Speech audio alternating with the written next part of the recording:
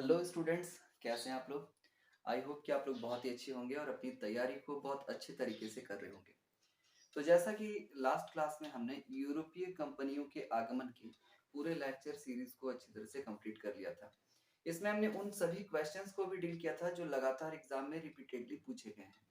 तो आज हम लोग एक नए टॉपिक के साथ यहाँ प्रेजेंट हुए हैं, प्रस्तुत हुए हैं। उस टॉपिक को आज बहुत ही बेहतरीन ढंग से करने वाले हैं। इस टॉपिक के रिगार्डिंग एग्जाम में क्वेश्चंस बनते हैं और टॉपिक वाइज आपको पूरा मॉडर्न हिस्ट्री कंप्लीट करवा दिया जाएगा। बस आप हमारे चैनल के साथ बने रहें। अगर आप एसएससी रेलवे की तैयारी कर रहे हैं, साथ में अगर आप आर्ट्स डिपार्टमेंट के कोई स्टूडेंट रहे हैं या उसकी तैयारी भी कर चल रही है, आपके सामने एग्जाम है, तो ये सारे टॉपिक आपके बहुत ज्यादा इंपॉर्टेंट हो जाते हैं। और जैसा कि आपको पता है, इन टॉपिक से हर तरह के एग्जाम में क्वेश्चन पूछा जाता है, चाहे वो एसएससी जीडी हो, एसएससी एमटीएस हो। आप लगातार देख रहे होंगे बहुत सारे एग्जाम्स में क्वेश्चंस बनते हैं। और हिस्ट्री का वेटेज कितना रहता है वो तो कहने की बात नहीं, आपको पता ही होगा। तो चलिए, आज हम लोग प्रेजेंट हुए हैं हिस्ट्री के एक बहुत ही बेहतरीन टॉपिक के साथ, जिसका नाम है एंग्लो मैसूर रिलेशन, यानी कि आंग्ल मैसूर संबंध। आंग्ल मैसूर संबंध बहुत ही इंपॉर्टेंट है और इसमें हम लोग जानेंगे कि किस प्रकार से मैसूर के साथ अंग्रेजों का संबंध जो था वो कैसा था, आखिर उन दोनों का रिलेशन कैसा था, दोनों साम्राज्यों का रिलेशन कैसा था और क्या क्या व्यवस्थाएं थी वहां पे, और किस प्रकार से उनके बीच अनबन हुई, किस प्रकार से युद्ध लड़ा गया और कौन कौन से बैटल हुए और बैटल को विराम कैसे दिया गया, किन किन संधियों का इंपॉर्टेंट रोल रहा। ये सारी चीजों को हम लोग बहुत अच्छी तरह से कवर करने वाले हैं। वीडियो पर नए हैं तो वीडियो को आप लोग लाइक करना मत भूलिएगा, चैनल पर नए हैं तो चैनल को सब्सक्राइब कीजिएगा और शेयर कीजिएगा। आप लोग का बहुत प्यार मिलता है, इसीलिए वीडियो आपके सामने प्रेजेंट कर रहे हैं। तो चलिए स्टार्ट करते हैं आज का टॉपिक, आंग्ल मैसूर संबंध। इसमें सबसे पहले आंग्ल मैसूर युद्ध और संधि को हम लोग कवर करने वाले हैं। बहुत ज्यादा ही इंपॉर्टेंट है क्योंकि आंग्ल मैसूर युद्ध से लगातार प्रश्न बनते हैं। तो अगर सीधे शब्दों में अगर आपसे कोई पूछ लिया जाए कि कितने आंग्ल मैसूर युद्ध लड़े गए थे, तो आप कहिएगा सर चार। चार आंग्ल मैसूर युद्ध हुए थे, यानी कि अंग्रेजों की सत्ता के साथ मैसूर एम्पायर का जो बैटल हुआ था वो चार बार हुआ था। ये लोग आज आमने सामने चार बार आए थे। क्या क्या हुआ था? तो पहला जो युद्ध होता है वो 1769 यानी कि 1769 में लड़ा जाता है और मद्रास की संधि के द्वारा इस युद्ध को विराम मिलता है। तो पहला आंग्ल मैसूर युद्ध कब लड़ा गया था? तो 1769 1769 में लड़ा गया था और मद्रास की संधि के द्वारा पहले युद्ध को विराम दिया गया था। आपको याद होना चाहिए, दूसरा युद्ध जो था 1784 में लड़ा गया। याद रखिएगा, पहला 1769, दूसरा 1784 और इसमें जो संधि होती है वो मंगलोर की संधि थी। दूसरे आंग्ल मैसूर युद्ध की संधि को बार बार एग्जाम में पूछा जाता है, तो याद रखिएगा दूसरे युद्ध की जो संधि थी वो मंगलोर की संधि थी, इंपॉर्टेंट है। तीसरा आंग्ल मैसूर युद्ध कब होता है? 1792 यानी 1792, श्रीरंगपट्टनम की संधि। याद रखिएगा 1792 तीसरा आंग्ल मैसूर युद्ध होता है, श्रीरंगपट्टनम की संधि। इनके बीच में क्या घटनाएं होती है वो तो हम लोग डिटेल्स में पढ़ने ही वाले हैं, पर आप पहले चार युद्धों के बारे में जान लीजिए। और चौथा और अंतिम आंग्ल मैसूर युद्ध लड़ा जाता है 1799 में और सहायक संधि के द्वारा ये युद्ध समाप्त होता है। तो गाइस, आपको बता दिया गया कि चार आंग्ल मैसूर युद्ध कौन कौन से। पहले युद्ध 1769 मद्रास संधि, दूसरा 1784 मंगलौर की संधि, तीसरा 1792 श्रीरंगपट्टनम की संधि और चौथा 1799 सहायक संधि। ये चारों संधियों के साथ चारों युद्ध को इस प्रकार से विराम दिया जाता है। अब यहाँ पे दो कैरेक्टर इंपॉर्टेंट है। पहला कैरेक्टर है टीपू सुल्तान और दूसरा कैरेक्टर है हैदर अली। हालांकि हैदर अली पहले आए थे, हैदर अली को पहले कैरेक्टर के रूप में देख सकते हैं। और फिर उनका बेटा टीपू सुल्तान आता है। फिर टीपू सुल्तान के बाद वैसा कोई उनका वंश रहता नहीं है जो इस विरासत को अच्छी तरह से संभाल पाए। तो घटना क्या थी, घटना को अच्छी तरह से जानेंगे, पर उससे पहले जान लेते हैं कि जो चारों बैटल हुए थे उनमें अंग्रेजी सेना का नेतृत्व करने वाले गवर्नर कौन कौन से थे। तो दूसरा टॉपिक हमारा है कि आंग्ल मैसूर युद्ध और बंगाल के गवर्नर। आपको पता होगा कि गवर्नर की जो व्यवस्था थी वो बंगाल से लागू हुई थी। इस पे एक दिन अलग वीडियो बनाएंगे, पूरे गवर्नर गवर्नर जनरल वायसराय पे एक वीडियो बनाएंगे, तो उसमें आपको इन डिटेल्स बताया जाएगा। पहले तो आप जान लीजिए, गवर्नर की जो व्यवस्था थी ना वो पश्चिम बंगाल से लागू की गई थी। कैसे, किस प्रकार से? तो याद रखिएगा कि 1757 में जब पलासी का बैटल होता है ना, नवाब सिराजुद्दौला और आपका जाकर रॉबर्ट क्लाइव के बीच, तो रॉबर्ट क्लाइव इसमें नवाब सिराज को हरा देते हैं क्योंकि उनके जो सेनापति रहते हैं मीर जाफर ने गद्दारी कर दी थी किसके साथ? नवाब के साथ में। और इसी कारण से नवाब हार जाते हैं और रॉबर्ट क्लाइव जीत जाता है। रॉबर्ट क्लाइव के जीतने के पश्चात बंगाल का गवर्नर बना दिया जाता है ईस्ट इंडिया कंपनी के द्वारा रॉबर्ट क्लाइव को। तो उसी समय से गवर्नर का जो सिस्टम है ना वो चलता ही आ रहा था। तो उस समय बंगाल के गवर्नर कौन थे जब ये युद्ध लड़ा गया, यानी कि आंग्ल मैसूर युद्ध जब चल रहा था उस समय बंगाल के गवर्नर कौन थे, इस चीज पे हम लोग फोकस कर रहे हैं, राइट। तो आप ध्यान दीजिएगा कि यहाँ पे सबसे पहले जो फर्स्ट बैटल होता है उसमें लॉर्ड वेरसलस्ट जो थे वो पहले गवर्नर थे। 1767 से 1769 तक ये युद्ध लड़ा गया था। दूसरा वारन हेस्टिंग इंपॉर्टेंट है, याद रखिएगा 1780 से 84। तीसरे युद्ध में थर्ड एंग्लो मैसूर बैटल में जो गवर्नर जनरल थे वो लॉर्ड कॉर्नवालिस थे, और कॉर्नवालिस नहीं कॉर्नवालिस कोड लागू किया था। कॉर्नवालिस कोड के बारे में मैंने आपको बताया, जमीन से संबंधित व्यवस्था थी। हालांकि आने वाले वीडियो में इसको भी डिटेल्स में पढ़ने वाले हैं कि आखिर कॉर्नवालिस कोड क्या था, स्तंभरारी व्यवस्था क्या थी, या फिर महालवाड़ी व्यवस्था क्या थी, समझ में आ रहा है कि नहीं, रैयतवाड़ी व्यवस्था क्या थी। सारी व्यवस्थाओं को हम लोग इन डिटेल्स पढ़ने वाले हैं। पूरा कॉम्पैक्ट ऑफ स्टडी आपको पूरा अच्छी तरह से दिया जाएगा, पर आप अपना जो फोकस है वो बना के रखिए। तो थर्ड एंग्लो मैसूर बैटल में कौन थे भाई गवर्नर, तो लॉर्ड कॉर्नवालिस थे। 1790 से 1794 ये लड़ा गया था, इंपॉर्टेंट है, आप इसको याद रखिएगा। और चौथा और अंतिम जो एंग्लो मैसूर बैटल होता है, आखिरी बार जो लड़ा जाता है उसमें, हालांकि ये साम्राज्य जो था मैसूर का साम्राज्य, टीपू सुल्तान का साम्राज्य पूरी तरह से समाप्त हो गया था। और ये चौथा जो युद्ध लड़ा गया वो लॉर्ड वेलेस्ली के शासनकाल में लड़ा गया था और 1799 में युद्ध लड़ा गया था। तो चार युद्ध कब कब हुए, कौन कौन सी संधि हुई और कौन कौन से गवर्नर जनरल किस युद्ध के समय थे, इससे रिपीटेडली क्वेश्चंस एग्जाम में देखने को मिलते हैं। तो आई होप कि आपको आसानी से समझ में भी आ गया होगा। आप एक प्रिसाइज वे में नोट कॉपी लेकर बैठिए और इसका नोट भी बनाते चलिएगा। तो चलिए अब आते हैं मेन कहानी पे कि स्टोरी क्या थी। तो 1761 में मैसूर शासक हैदर अली था, जो अनपढ़ था और साधारण एक सिपाही से अपना जीवन काल शुरू किया था। 1761 में मैसूर की जो शासक रहते हैं वो कौन रहते हैं, हैदर अली रहते हैं।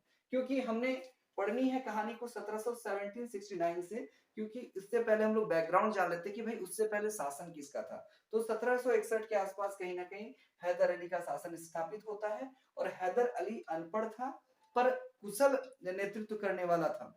अनपढ़ होने के बावजूद भी उसमें मतलब युद्ध कुशलता बहुत अच्छी थी, इसलिए उसने साम्राज्य का विस्तार बहुत काफी हद तक सफलता से भी किया था। और इंपॉर्टेंट याद रखिएगा कि एक साधारण से सिपाही से उसने युद्ध की मतलब नीति को सीखा, युद्ध के अलग अलग मतलब महत्वपूर्ण बिंदुओं को सीखा, और इतना सीखा कि एक सिपाही से उस साम्राज्य की गद्दी पर जा बैठा था। जैसे कि नेपोलियन बोनापार्ट की कहानी हम वर्ल्ड हिस्ट्री में पढ़ते हैं ना, कुछ ऐसा ही था हैदर अली का। हालांकि इसका साम्राज्य काफी छोटा था। तो बात करते हैं अंग्रेजों के साथ। हैदर अली का पुत्र टीपू सुल्तान 4 संघर्ष लड़ता है, यानी कि हैदर अली और उसका पुत्र टीपू सुल्तान दोनों मिलकर अंग्रेजों के साथ कुल कितनी बार संघर्ष करते हैं, 4 बार, जिसके बारे में मैंने आगे ही आपको बता दिया है। आगे चलते हैं। अंग्रेजों ने फ्रांसीसी बस्ती माही पर अधिकार, याद रखना, अंग्रेजों ने फ्रांसीसी बस्ती माही पर अधिकार 1799 में किया था, 1779 में किया था, 1779 में किया था। 19 मार्च 1779 में अंग्रेजों ने क्या कर लिया था, फ्रांसीसी बस्ती माही पर अपना अधिकार जमा लिया था। द्वितीय आंग्ल मैसूर युद्ध जब होता है तो अंग्रेजी सेना का नेतृत्व कर्नल बैली करते हैं, याद रखिएगा। द्वितीय आंग्ल मैसूर युद्ध जब हो रहा था तो अंग्रेजी सेना का जो नेतृत्व करते हैं वो कर्नल बैली करते हैं, इंपॉर्टेंट है, इसको थोड़ा सा ध्यान में रखिएगा। हैदर अली द्वारा 1780 में आरकोट पर अधिकार कर लिया गया था। आरकोट पर अधिकार किसके द्वारा कर लिया गया था, तो हैदर अली के द्वारा कर लिया गया था। कब किया गया था, 1780 में किया गया था। 1781 में क्या होता है कि हैदर अली सर आयर कोट द्वारा पोर्टोनोवो में पराजित हो जाता है। पोर्टोनोवो एक प्लेस था, वहां पे सर आयर कोट के द्वारा हैदर अली पराजित हो जाता है 1781 में। और 1782 के आसपास हैदर अली 7 दिसंबर को इसकी मृत्यु हो जाती है। उसके बाद शासक टीपू सुल्तान बनता है। इंपॉर्टेंट है, तो हैदर अली की कहानी थी भाई ये। तो हैदर अली एक बहुत ही कुशल शासक थे, जिनका जन्म कहाँ होता है इसके बारे में तो कोई विशेष जानकारी प्राप्त नहीं है, पर इतना कह सकते हैं कि एक मामूली सिपाही से इन्होंने अपना जीवन शुरू किया। जीवन काल को शुरू करने के बाद अपने कुशलता के कारण, अपनी प्रवीणता के कारण टीपू सुल्तान जैसे महान शासक के पिता होने का गौरव को प्राप्त किया, उनको युद्ध की नीति सिखाई और प्लस खुद भी इतने अच्छे योद्धा थे कि एक आम जिंदगी से शुरुआत करके मैसूर के सम्राट तक की उपाधि इसने धारण की थी। हैदर अली की मृत्यु कब होती है याद रखिएगा, तो 7 दिसंबर 1782 को हैदर अली की मृत्यु हो जाती है। उसके बाद जो है और 2 युद्ध बाकी रह जाता, पहला दूसरा युद्ध होते होते ही हैदर अली की मृत्यु हो जाती है और बाकी 2 युद्ध उनका बेटा टीपू सुल्तान लड़ता है। उसके बाद फिर कोई वंश ऐसा नहीं रहता उनका कि जो इतने प्रवीणता के साथ युद्ध को संभाल सके। तो आगे चलते हैं, अब कहानी शुरू होती है टीपू सुल्तान की। तो अंग्रेज टीपू मंगलोर संधि मार्च 1784, याद रखिए अंग्रेजों के साथ टीपू सुल्तान की मंगलोर संधि कब होती है, मार्च 1784 में होती है। लॉर्ड कॉर्नवालिस ने निजाम के साथ मैत्री संधि पर हस्ताक्षर 4 जुलाई 1790 में किया था। वहां के जो निजाम थे यानी कि मैसूर के जो निजाम थे उनके साथ मैत्री संधि मतलब मित्रवत संधि पर हस्ताक्षर किसने किया था, तो लॉर्ड कॉर्नवालिस ने किया था। और कब किया था भाई, तो हस्ताक्षर किया था 4 जुलाई 1790 में। इंपॉर्टेंट है, याद रखिएगा। श्रीरंगपट्टनम की संधि आपको पहले यहाँ पे बताया जा चुका है। श्रीरंगपट्टनम की संधि तीसरे आंग्ल मैसूर युद्ध के दौरान होती है 1792 पर। ये टीपू सुल्तान के द्वारा लड़ा गया पहला युद्ध था। हालांकि इससे पहले 2 युद्धों का जो नेतृत्व था उसके पिता हैदर अली ने किया था। तो याद रखिएगा आपको कि इतना कि टीपू सुल्तान द्वारा श्रीरंगपट्टनम की संधि की जाती है और उसके बाद तीसरा आंग्ल मैसूर युद्ध समाप्त होता है, याद रखिएगा 1792 में। इंपॉर्टेंट है, टीपू ने राजधानी श्रीरंगपट्टनम में स्वतंत्रता का वृक्ष लगाया था और फ्रांसीसी सत्ता जैकोबिन क्लब का सदस्य बना था। याद रखिएगा स्वतंत्रता का वृक्ष लगाया था किसने, टीपू ने लगाया था और फ्रांसीसी सत्ता के जैकोबिन क्लब का सदस्य यानी मेंबर भी बना था टीपू सुल्तान। देखिए भाई टीपू सुल्तान को पता था कि अगर अंग्रेजों की कॉलोनी से बचना है तो उसके बोलते हैं ना दोस्त होता है और दोस्त का दुश्मन जो होता है वो दुश्मन होता है। ये एक आइडियोलॉजी है या तो एक मतलब इक्वेशन सेट करते हैं ना हम लोग कि दुश्मन का जो दुश्मन है वो दोस्त हो गया, है ना, ये भी एक हम लोग आइडियोलॉजी सेट करते हैं। तो टीपू सुल्तान को ये बात अच्छे से पता था कि फ्रांसीसी सत्ता को अंग्रेजी सत्ता पसंद नहीं करती है और फ्रांसीसी को भी एक मौका चाहिए था अंग्रेजों के खिलाफ लड़ने का। तो टीपू सुल्तान इसको अवसर के तौर पर लेता है, फ्रांसीसियों के साथ हाथ मिला लेता है। और उसके बाद क्या करता है टीपू सुल्तान, उनको लगता है ऐसा कि अगर हम फ्रांसीसी के साथ हाथ मिला लें तो हो सकता है इन फ्यूचर फ्रांसीसी और अंग्रेजों में जब युद्ध होगा तो मुझे मदद के लिए जाना पड़े और नहीं तो मेरे छोटे से साम्राज्य पर जब अंग्रेज अधिकार करने आएंगे तो फ्रांसीसी हमको मदद करेंगे। तो इसलिए वो क्या करता है कि यहाँ का एक क्लब रहता है, कहाँ का, फ्रांसीसियों का एक क्लब रहता है जैकोबिन क्लब, जिसका मेंबर भी बनता है टीपू सुल्तान और अपने आप को स्वतंत्र घोषित करने के लिए स्वतंत्रता का वृक्ष भी लगा देता है कि भाई हम अंग्रेजों की औपनिवेशिक शक्ति के अधीन नहीं है, हम पूरी तरह से आजाद हैं। आगे चलते हैं, टीपू सुल्तान 4 मई 1799 को अंग्रेजी सेना से लड़ते हुए वीर गति को प्राप्त हुए थे। 4 मई 1799 बहुत इंपॉर्टेंट डेट है, बार बार पूछा जाता है। तो इस डेट में टीपू सुल्तान की मृत्यु होती है और अंग्रेजी सेना के खिलाफ लड़ते हुए ही इनकी मृत्यु होती है। टीपू जो है वो स्वयं को नागरिक टीपू कहकर पुकारता था। वो एक आम आदमी की तरह रहना पसंद करता था, ना कि एक शासक की तरह, इसलिए वो खुद को नागरिक टीपू कह के पुकारता था। 9 प्रकार के सैन्य बोर्ड की स्थापना भी की थी टीपू सुल्तान ने, इंपॉर्टेंट है इसको याद रखिएगा। 9 टाइप्स के जो सेना के बोर्ड है उसको स्थापित किया था टीपू सुल्तान ने। चलिए फटाफट से कुछ इंपॉर्टेंट एमसीक्यूज को डील कर लेते हैं जो आपको पूछा जा सकता है, यानी कि क्वेश्चंस को पूछा जा सकता है, उसको हम लोग डील करेंगे अभी। तो ये था पूरा थियरी को एक बार और पढ़ लीजिए आप, वीडियो को फ्लैशबैक में जाके या पुश बैक करके भी देख सकते हैं आप। पर आगे चलते हैं क्वेश्चन पे। तो टीपू की राजधानी क्या थी, तो टीपू की राजधानी थी बेलूर, याद रखिएगा। हालांकि मैसूर का ये सुल्तान था पर इसकी राजधानी क्या थी, बेलूर थी, इंपॉर्टेंट याद रखिएगा। डुप्ले का व्यक्तिगत युद्ध, द्वितीय कर्नाटक युद्ध, ये फ्रांसीसियों के साथ अंग्रेजों का युद्ध जो था और इस पे निशाने पर थे हैदर अली और हैदर अली फ्रांसीसियों का सपोर्ट कर रहे थे, फ्रांसीसी हैदर अली का सपोर्ट कर रहे थे और दोनों के एनिमी थे कौन, अंग्रेज। तो कहीं ना कहीं ये मान लिया जाता है कि भाई डुप्ले जो था, जो फ्रांसीसी गवर्नर था, वो हैदर अली के कंधे पर बंदूक रखकर अंग्रेजों से युद्ध कर रहा था। तो इसलिए द्वितीय कर्नाटक युद्ध को डुप्ले का व्यक्तिगत युद्ध भी कहा जाता है। फ्रांसीसी जैकोबिन सोसाइटी का सदस्य जैसा कि मैंने आपको बताया कि टीपू सुल्तान था, ये इंपॉर्टेंट है, ठीक है। हैदर अली के स्वतंत्र राज्य का संस्थापक था। तो हैदर अली का जो स्वतंत्र राज्य था उसका संस्थापक कौन था, अगर आपसे पूछ लिया जाए तो इसका नाम था चिन किलिच खां।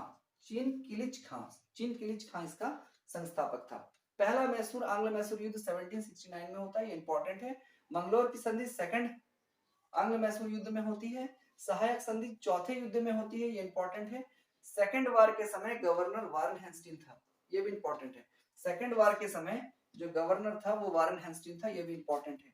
आधुनिक तर्ज पर विदेश में दूतावास किसने खोला था, दूतावास खोला था टीपू सुल्तान ने खोला था। जैसा कि अभी एम्बेसीज होते हैं ना हमारे फॉरेन में, उस टाइप के एम्बेसीज को खोलने का श्रेय जाता है इनको, इन्होंने पहली बार स्टार्ट कर दिया था उसी समय आधुनिक तर्ज पर। हैदर अली को पोर्टोनोवा युद्ध में हराया था जनरल गोड्डार्ड ने, जनरल गोड्डार्ड ने हैदर अली को पोर्टोनोवा के युद्ध में हराया था। तो इस प्रकार से हमने आंग्ल मैसूर युद्ध को कंप्लीट कर लिया है। इसके रिगार्डिंग जितने क्वेश्चंस बन सकते थे जो जनरल एग्जाम में पूछे जाते हैं, मैंने सभी को कवर कर लिया है। पूरे वीडियो को आप अच्छा से एक बार और देख लीजिए ताकि आपका डाउट्स और भी क्लियर हो जाए। कल मिलेंगे फिर एक नए टॉपिक के साथ, तब तक अगर नया है तो चैनल को सब्सक्राइब कर लीजिए, चैनल को शेयर करना मत भूलिएगा और वीडियो लगातार देखते रहिए, बने रहिए हमारे साथ। Thank you.